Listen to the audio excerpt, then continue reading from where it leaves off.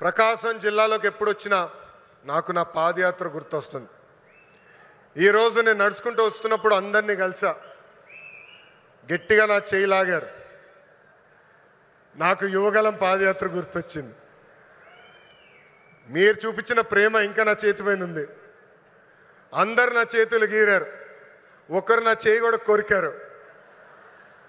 మీరు నా పైన చూపించిన ప్రేమ, అభిమానం నా జీవితంలో ఎప్పుడు మర్చిపోనని ఈ సభాముఖంగా ప్రకాశం జిల్లా ప్రజలందరికీ నేను తెలుపుకుంటున్నా. ఉగ్ర నరసింహుడు నన్ను వదిలిపెట్టాడు కదబ్బా. కొన్ని కోరికలు కోరారు. మొదటిది రైల్వే ప్రాజెక్ట్. గౌరవ చీఫ్ సెక్రటరీ గారు నాకు ఇప్పుడే చెప్పారు, ఏప్రిల్లో అవసరమైన నిధులు మేము విడుదల చేస్తాం, ఆగస్టులో గౌరవ ముఖ్యమంత్రి గారిని తీసుకొచ్చి ఆ రైల్వే ప్రాజెక్ట్కి మనం ప్రారంభిద్దామని తెలుపుతున్నాం. వెలగొండ ప్రాజెక్టు కూటమి ప్రభుత్వానికి ఒక ప్రయారిటీ. ఆగిన పనులు తిరిగి ప్రారంభిస్తాం. చివరి ఎకరానికి సాగునీరు అందించే బాధ్యత మేము తీసుకుంటాం. ఇంకా తాగునీరు గురించి నేను చెప్పాల్సిన అవసరంలా. తాగునీరు శాఖ మంత్రి ఎవరు?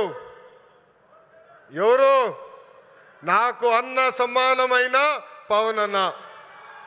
పవన్ అన్న ఏమనుకున్నా సాధించే వ్యక్తి. ప్రతి కేబినెట్ మీటింగ్లో మేము చర్చిస్తాం. తాగునీరు ఒక ప్రయారిటీ అని ఆయన ప్రతి కేబినెట్ మీటింగ్లో చెప్పారు. గత ప్రభుత్వం నాశరికమైన పనులు చేసింది, ప్రాజెక్ట్ని పక్కన పెట్టేసింది.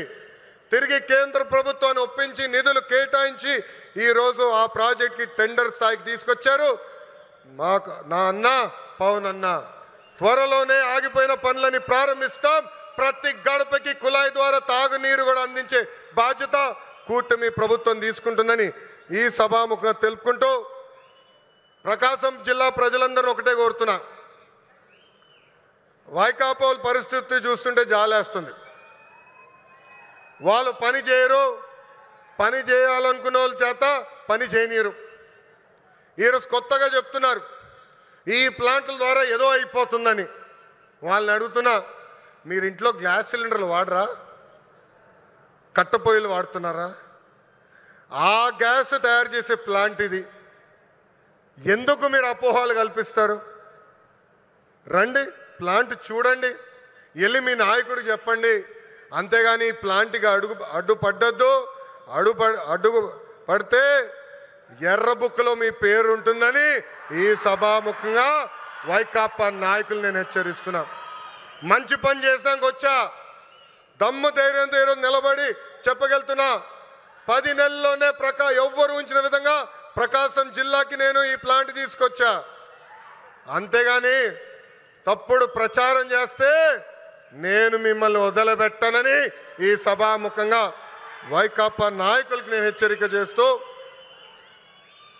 నిజంగానే ఈ సమావేశం చూసినా, వేదికమైన ఉన్న పెద్దలు చూసినా, ఈరోజు ఈ కార్యక్రమానికి యాంకర్గా నిలబడిన ఉదయభాను మేడం గారిని చూసినా నాకు యువగలం పాదయాత్ర గుర్తొస్తుంది. ఆనాడు బీసీ గర్జన పేరుతో నేను కార్యక్రమం పెడితే ఉదయభాను గారు స్వచ్ఛందంగా వచ్చి ఆ కార్యక్రమానికి యాంకర్గా నిలబడ్డారు. బీసీ సోదరులు జరుగుతున్న అన్యాయం పైన ఆనాడు మేము పెద్ద ఎత్తున ఆనాటి ప్రభుత్వాన్ని నిలదీశాం. నిలదీసినందుకు మేడం గారిని కూడా వైకాపా నాయకులు ట్రోల్ చేశారు. అంతేకాదు వేదికమైన పెద్దలందరి పైన దొంగ కేసులు పెట్టారు. నా పైన కూడా 23 కేసులు పెట్టారు. ఆనాడే చెప్పా, ఆ సైకో పాలనకి ఈ తెలుగుదేశం పార్టీ తగ్గేదే లేదని. వాస్తవంగా ఈరోజు ప్రజలకి స్వాతంత్రం వచ్చింది. 94% సీటుల్లో ఎన్డీఏ ప్రభుత్వాన్ని మీరు గెలిపించారు. మా పైన బాధ్యత పెరిగింది. మీకు అహర్నిశలు కష్టపడతాం, మీకు అండగా నిలబడతాం, మీకున్న సమస్యలు పరిష్కరిస్తామని ఈ సభాముఖంగా హామీ ఇస్తూ ఇక్కడ పెద్ద ఎత్తున తరలి వచ్చిన తెలుగుదేశం పార్టీ కార్యకర్తలు కూడా ఒక విజ్ఞప్తి చేయాలనుకున్నా. ఈరోజు వాస్తవంగా రిలయన్స్ కార్యక్రమానికి వచ్చా. గతంలో మీ అందరికి చెప్పా, ఎప్పుడు నియోజకవర్గానికి వచ్చినా మిమ్మల్ని అందరినీ కలుస్తా, మీతో కూర్చుంటా, మీతో ఫోటోలు దిగుతానని హామీ ఇచ్చా. త్వరలో మళ్ళీ IIITకి శంకుస్థాపన వేసేదానికి నేను వస్తున్నాను. ఒక రోజంతా మీతో ఉంటా. అప్పుడు ఉత్తమ్ కార్యకర్తలను కలుస్తా.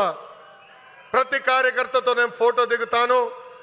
ఈరోజు మళ్ళీ తిరిగి నేను గౌరవనీయులు ప్రసాద్ గారిని తిరిగి విమానం ఎక్కించాల్సిన బాధ్యత నాకుంది. అందుకే ఈ కార్యక్రమం వెంటనే నేను వెళ్లాల్సి వస్తుందని ఈ సభాముఖ కార్యకర్తలందరికీ తెలుపుకుంటూ, నాకు ఇంత అద్భుతమైన అవకాశం ఇచ్చిన ప్రకాశం జిల్లా ప్రజలందరికీ పేరు పేరున హృదయపూర్వక ధన్యవాదాలు తెలుపుకుంటూ మీ అందరి దగ్గర నుంచి సెలవు తీసుకుంటున్నాం.